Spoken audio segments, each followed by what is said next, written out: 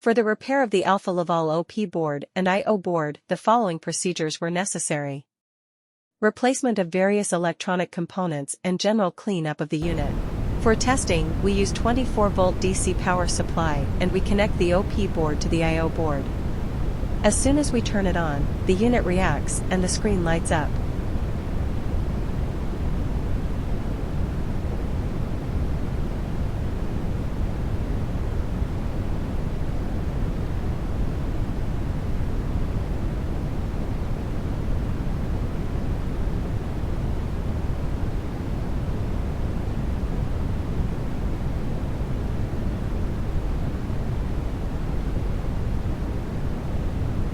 The error message is due to lack of additional units.